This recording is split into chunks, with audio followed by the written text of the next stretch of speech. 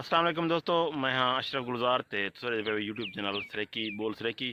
दोस्तों रात जड़ी शदीद अंधारी आई है ऊने आके दरियाए सिंध दे वासी लोगे जां बेड़ियां कल्टी किवें कर दितन ते ओ किवें असां उन कोल करदे पैसे ओ तो मैं सारा मंजर दिखाना चाहना ते ए है दरियाए सिंध।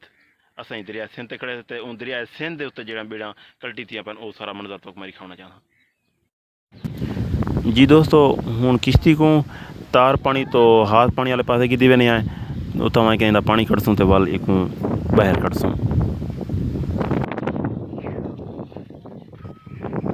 हाँ दोस्तों जेड़े दोस्त हैं मेरे चैनल को हाल तक सब्सक्राइब नहीं किया वल वो सब्सक्राइब करो चा ते नाल ही बेल आइकन का बटन दबाओ चा ताकि मेरा सारा वीडियो तुम्हारे ताणी बासानी पहुँच जा रहा है।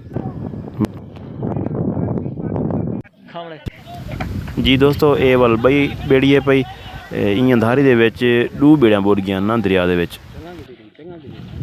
तुसां ने गरीब लोगों की मेहनत देखो किवें ओ रस्से गत के किवें ओ किश्ती दे हेठों उत्तों वल के उकू घीली वदन ते बहर आनण की कोशिश की वदन ताकि वल ए बेड़ी बच वने बिया कोई खर्चा ना थी साडा नुकसान जरा ठीक है वल थोड़ा बहुत खर्चा करके ने उत्ते वल को चलाया वैसी हुण भी इन उत्ते खर्चा घट भी थी वे तां 50,000 के उत्तों लख के नेड़े तेड़े खर्चा थी वैसी जरा एक वाला मुरम्मत नहीं थी सी इतना नुकसान थिया पे। बेड़ी वाले ढेर पैसे गिनदन जेड़े बेड़ी बड़ेंदन मुरम्मत करेंदन बड़े पैसे गिनदन एक फट्टा लावन तो वो 7-8 हज़ार के नहीं गिनदन।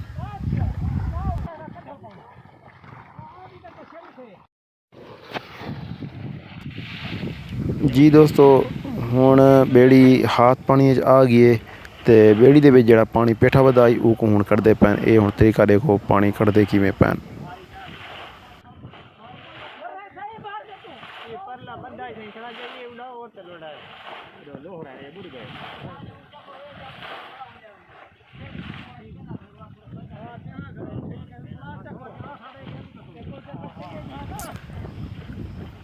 ठीक है हुण कुछ पानी निकल आए वाल एक मजीद कोशिश की वेनी पी बहर आनण दी।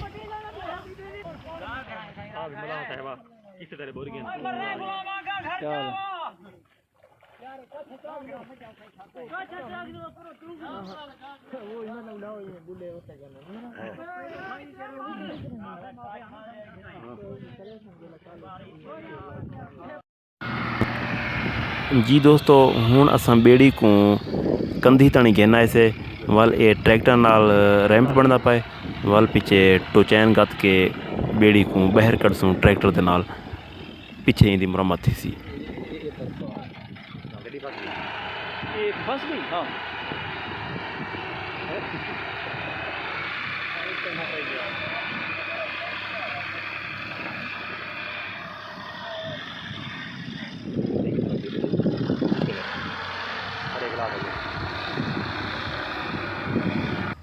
जी दोस्तों हुण सारे को चाचा माहर पहुँच चुके वो पार हन पाए वल हुण सारे को आके वो सारे नाल बेड़ी बहर कढ़वे सन ते इन्हें दी इन टाइम उम्र 55 साल है ते इन्हें दी तैराकी भी देखो किवें तैरते आनन जमाने वाली कार। जी जनाबे वाला ये हुण असन ट्रैक्टर बेड़ी दे विच गते ने पैसे ते ये टुचैन थी वैसी जेड़े वेले ते ये ट्रैक्टर किश्ती को बहर गिना सी छेके ते वल पीछे इंदी मुरम्मत की वैसी।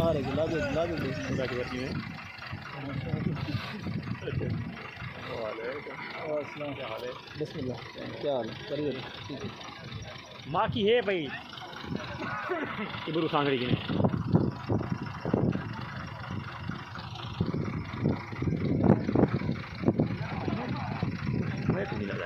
क्या हो गया जलाम